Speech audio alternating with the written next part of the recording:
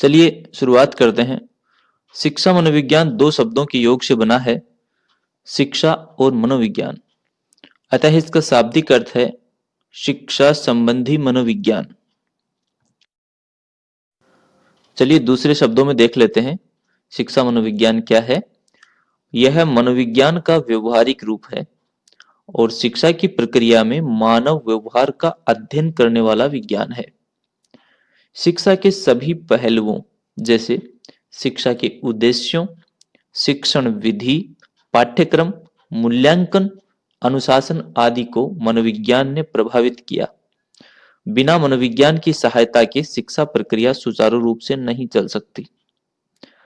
शिक्षा मनोविज्ञान से तात्पर्य शिक्षण एवं सीखने की प्रक्रिया को सुधारने के लिए मनोवैज्ञानिक सिद्धांतों का प्रयोग करने से है। शिक्षा मनोविज्ञान शैक्षिक परिस्थितियों में व्यक्ति के व्यवहार का अध्ययन करता है। अर्थात शिक्षा मनोविज्ञान जो है यह शैक्षिक परिस्थितियों के अंदर व्यक्ति के व्यवहार का अध्ययन करता है। इस प्रकार शिक्षा मनोविज्ञान में व्यक्ति के व्यवहार, मानसिक प्रक्रियाओं एवं अनुभवों का अध्ययन शैक्षिक परिस्थितियों में किया जाता है।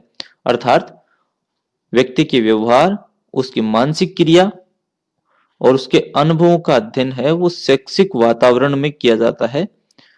शिक्षा मनोविज्ञान मनोविज्ञान की वह शाखा है जिसका ध्येय शिक्षण की प्रभावशाली तकनीकों को विकसित करना है।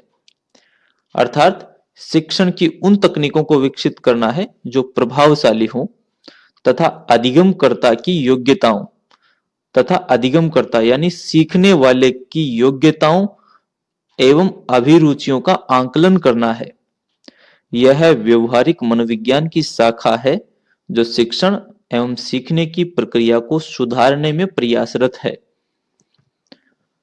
मनोविज्ञान की अंग्रेजी पर्याय साइकोलॉजी, यानी परीक्षा में प्रश्न आ जाता है कि मनोविज्ञान का जो अंग्रेजी पर्याय है साइकोलॉजी, उसकी उत्पत्ति किस भाषा के शब्द से हुई? तो यह यूनानी यानी ग्रीक भाषा के साइकी और लोगस शब्दों से मिलकर हुई है। साइकी का अर्थ है आत्मा और लोगस का अर्थ है अध्ययन। अतः मनोविज्ञान का शाब्दिक अर्थ है आत्मा का अध्ययन। अमेरिकी विद्वान विलियम जेम्स ने मनोविज्ञान को दर्शन शास्त्र के शिकंजे से मुक्त कराकर एक स्वतंत्र विद्या का रूप दिया, इसलिए इन्हें मनोविज्ञान का जनक माना जाता है। तो प्रश्न बन सकता है कि मनोविज्ञान का जनक किसे कहते हैं? तो विलियम जेम्स को मनोविज्ञान का जनक कहते हैं। मनोविज्ञान की उत्पत्ति दर्शन शास्त्र के एक अंग के रूप में हुई। कालांतर में मनोविज्ञान के अर्थ में परिवर्तन होता गया। तो यह भी ध्यान रखने की बात है कि मनोविज्ञान की उत्पत्ति दर्शन शास्त्र के अंग के रूप में हुई है। तो चलिए देख लेते हैं कि इसमें क्या क्या परिवर्तन हुए हैं। सबसे पहले मनोविज्ञान को आत्मा का विज्ञान माना जाता था।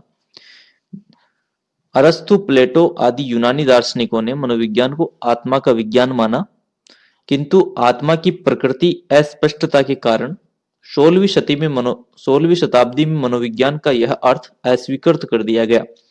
यानी प्लेटो, अरस्तु आदि यूनानी दार्शनिकों ने मनोविज्ञान को आत्मा का विज्ञान तो माना, किंतु इन्होंने आत्मा की प्रकृति आदि को स्पष्ट नहीं किया, जिस कारण से यह अर्थ अस्वीकार हो गया। उसके बाद में 17वीं शताब्दी में मनोविज्ञान को मस्तिष्क का विज्ञान माने जाने लगा। 17वीं शताब्दी में दार्शनिकों ने मनोविज्ञान को मन या मस्तिष्क का विज्ञान कहा। इनमें जो विद्वान शामिल थे वो थे पंपोनाजी, लॉक और बर्कली। कोई भी विद्वान मन की प्रकृति तथा स्वरूप का निर्धारण नहीं कर सका, अतः यह परिभाषा भी मान्यता नहीं पा सकी। इसके बाद में इसे चेतना का विज्ञान माना गया 19वीं शताब्दी में। 19वीं शताब्दी के मनोवैज्ञानिकों, जिनमें William would, William James vibes और जेम्स ली आदि ने मनोविज्ञान को चेतना का विज्ञान माना। इनका मानना था कि मनोविज्ञान है वो मनुष्य की चेतन क्रियाओं का अध्ययन करता है। मनोविज्ञान केवल चेतन मन का ही नहीं बल्कि अचेतन और अवचेतन आदि प्रक्रियाओं का अध्ययन भी करता है। मनोविज्ञान का यह अर्थ सीमित होने के कारण सर्वमान्य नहीं हो सका और मैकडूगल ने अपनी एक पुस्तक आउटलाइन ऑफ साइकोलॉजी में चेतना शब्द की कड़ी आलोचना कर दी। तो प्रश्न यह भी बन सकता है कि मैकडूगल की कौन सी पुस्तक थी जिसमें आलोचना की गई थी चेतना शब्द की? तो वो पुस्तक थी आउटलाइन साइकोलॉजी। और 20वीं सदी में मनोविज्ञान को व्यवहार का विज्ञान माना। 20वीं शताब्दी के प्रारंभिक दौर में मनोविज्ञान के अनेक अर्थ सुझाए गए। इनमें से मनोविज्ञान व्यवहार का विज्ञान है अर्थ सर्वाधिक मान्य रहा। इस संबंध में कुछ महत्वपूर्ण परिभाषाएं इस प्रकार हैं। तो 20वीं शताब्दी के अंदर मनोविज्ञान को व्यवहार का विज्ञान मान लिया गया और इसकी कुछ परिभाषाएं हैं वो देख लेते हैं। जो महत्वपूर्ण परिभाषाएं हैं उनमें है वाटसन ने परिभाषा दी कि मनोविज्ञान व्यवहार का निश्चित विज्ञान है। उसके बाद में वुडवर्थ ने परिभाषा दी कि मनोविज्ञान वातावरण के संबंध में व्यक्ति की क्रियाओं का वैज्ञानिक अध्ययन है। इसके अंदर कहते हैं कि मनोविज्ञान जीवन की सभी प्रकार की परिस्थितियों में प्राणी की प्रक्रियाओं का अध्ययन करता है। मनोविज्ञान व्यवहार और अनुभव का विज्ञान है। मन कहते हैं कि आधुनिक मनोविज्ञान का संबंध व्यवहार की वैज्ञानिक खोज से है। तो क्रो कहते हैं कि मनोविज्ञान मानव व्यवहार और संबंधों का अध्ययन करता है। तो मैकडूगल कहते हैं कि मनोविज्ञान जीवित वस्तुओं के व्यवहार का विधायक विज्ञान है। तो ये कुछ विद्वानों की परिभाषाएं हैं जो परीक्षा की दृष्टि से महत्वपूर्ण है, क्योंकि लगभग एग्जाम्स में परिभाषाएं पूछते हैं, तो ये आपको ध्यान रखने की जरूरत है। उपयुक्त तथ्यों के आधार पर हम वुडवर्थ के शब्दों में इस निष्कर्ष पर पहुंचते हैं, यानी ऊपर जो सभी परिभाषाएं हैं उनका निष्कर्ष ये है कि सबसे पहले मनोविज्ञान ने अपनी आत्मा का त्याग किया, फिर उसने अपने मन और मस्तिष्क का त्याग किया, उसके बाद उसने चेतना का त्याग किया। अब वह व्यवहार की विधि को स्वीकार करता है। तो यहां पर यह प्रश्न भी बन सकता है कि यह जो कथन है ये किसका है? तो ये कथन वुडवर्थ का है। और इसी आधार पर यह भी कहा जा सकता है कि शिक्षा मनोविज्ञान शैक्षिक परिस्थितियों में मानव व्यवहार का अध्ययन करता है। शिक्षा मनोविज्ञान शिक्षण अधिगम की प्रक्रिया को अधिक सरल व सुगम बनाता है। शिक्षा मनोविज्ञान की प्रकृति वैज्ञानिक है क्योंकि इसके अध्ययन में वैज्ञानिक विधियों का प्रयोग किया जाता है।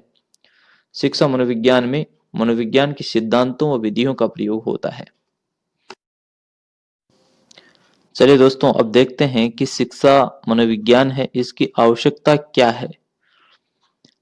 केली ने शिक्षा मनोविज्ञान की आवश्यकता को निम्न प्रकार बताया है। बालक के स्वभाव का ज्ञान प्रदान करने के लिए, यानी बालक का स्वभाव कैसा है इसका ज्ञान प्राप्त करने के लिए, बालक को अपने वातावरण से सामंजस्य स्थापित करने के लिए, बालक है वो वातावरण से सामंजस्य स्थापित कर ले, इसके लिए शिक्षा मनोविज्ञान की आवश्यकता है।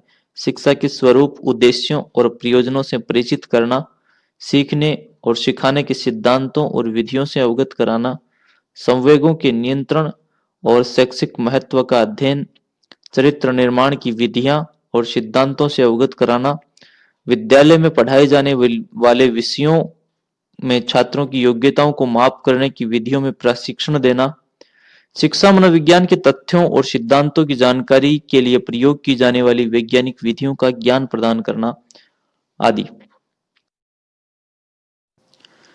दोस्तों, आज की वीडियो में इतना काफी है।